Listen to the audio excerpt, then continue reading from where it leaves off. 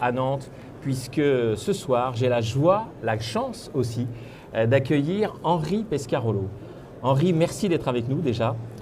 Il faut remercier Matra, c'est le club Matra Passion qui m'a fait venir ici et j'en suis ravi parce que c'est un très beau salon. Je crois que d'après ce qu'on a pu voir, le public a l'air passionné.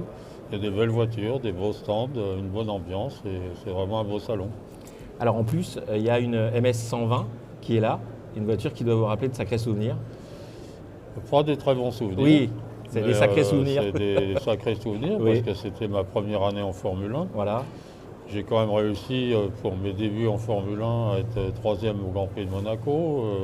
Au moins 5 fois dans la saison, j'ai marqué des points, j'étais dans les 6 premiers. Mais malheureusement, c'était peut-être la seule voiture ratée chez Matra, la MS 120 était une mauvaise Formule 1. Que ce soit Jean-Pierre ou moi, on a vraiment eu beaucoup de mal à faire quelque chose avec cette voiture. Et je dis que j'en ai des mauvais souvenirs parce que j'avais prévu dans ma tête, comme je l'ai fait en F3 ou en F2, la première année j'apprends, la deuxième année je gagne.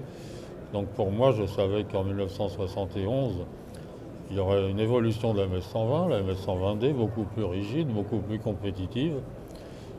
Malheureusement, des mauvais conseils ont été donnés à Jean-Luc Lagardère. Il a considéré que Jean-Pierre Beltoise n'était pas un bon premier pilote.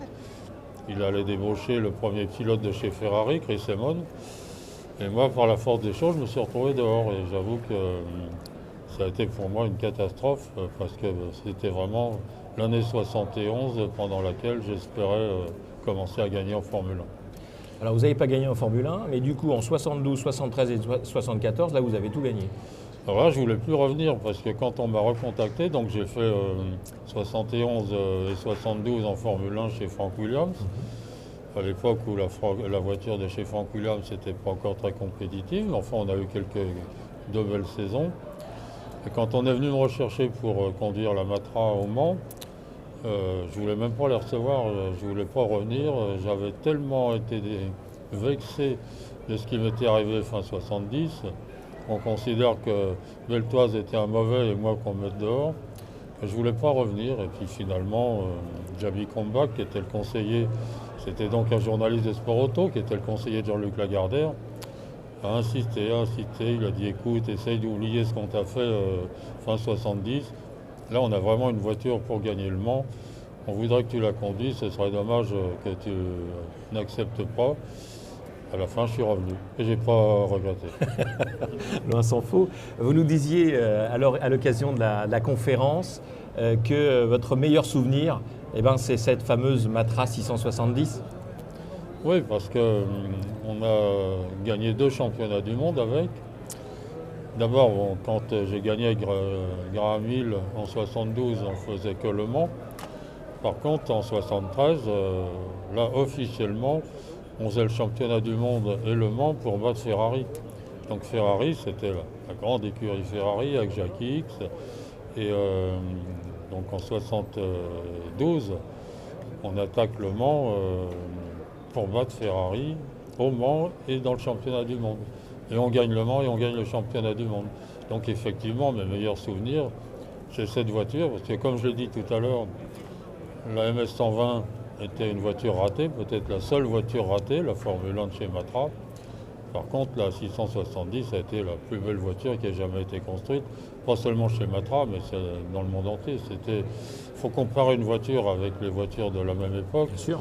Et on a tout gagné, on a battu tout le monde, donc c'était une aventure formidable.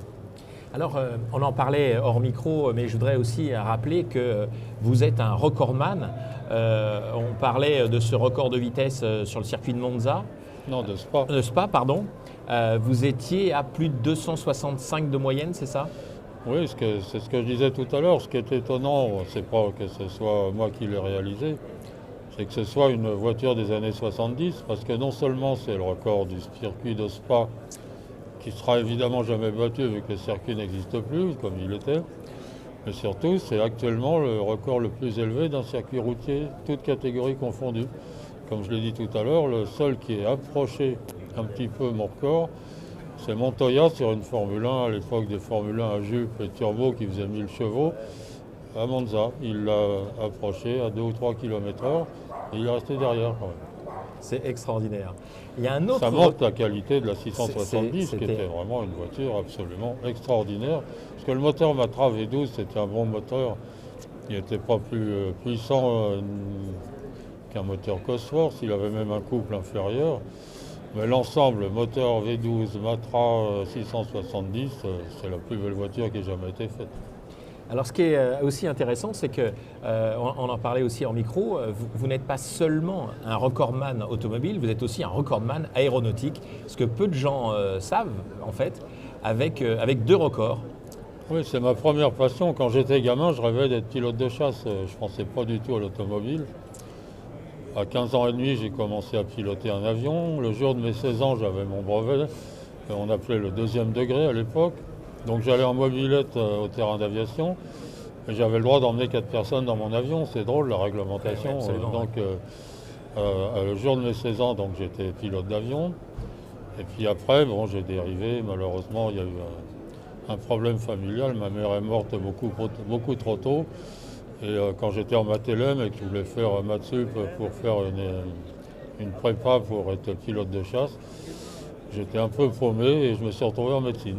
Donc après, je suis revenu à ma passion aéronautique par la suite. Donc j'ai eu ma carrière automobile. J'ai continué à voler, évidemment. Et puis j'ai eu comme coéquipier un commandant de bord d'Air France qui était un vrai aventurier, comme ça n'existe plus. Il s'appelait Patrick Fortic. On avait un très bon sponsor qui était le groupe Moët-Chandon. Et on a commencé à faire des courses du LM, des courses d'avion, des records en avion. Et ça ne serait jamais arrêté s'il n'y avait pas eu malheureusement la loi Barzac qui a interdit le sponsoring, pas seulement automobile, le sponsoring sportif. Et donc tout s'est arrêté à ce moment-là. Mais ça m'a donné l'occasion de faire des aventures aéronautiques extraordinaires, puisque on a établi un record New York-Paris en monomoteur avec Patrick Fortic, 14 h et 2 minutes, ça n'a jamais été battu.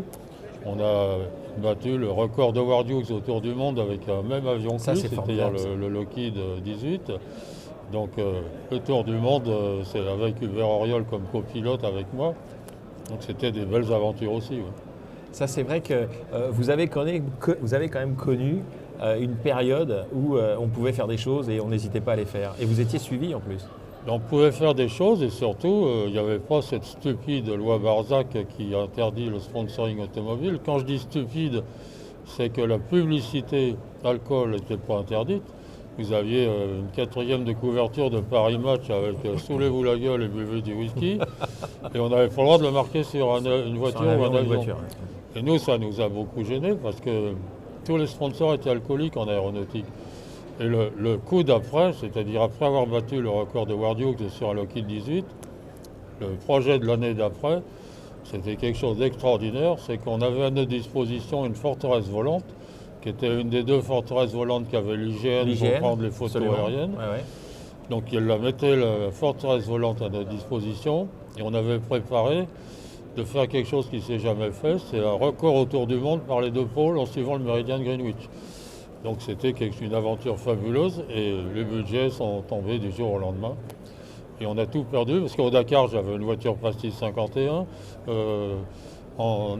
Avec Porsche, j'étais Martini. Enfin bon, vous avez baigné dans l'alcool un nombre de j'ai baigné dans l'alcool sans en boire.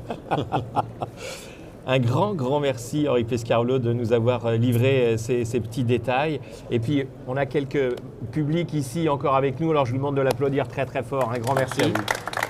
Merci beaucoup. Eh bien, c'était la dernière interview de cette première journée d'Historique Auto. Ça les passionné parce qu'ils sont encore là. Hein. Oui, ils sont là. Non, dès qu'on parle d'avion, ça passionne les gens, la preuve. 19h30, ben on a le temps alors. Un grand merci en tout cas à vous. Et puis on vous donne rendez-vous demain ici sur ce plateau avec de nouveaux pilotes, avec de nouveaux invités pour vivre pleinement sur les réseaux sociaux, YouTube, Facebook, Historique Auto à Nantes, version 2022.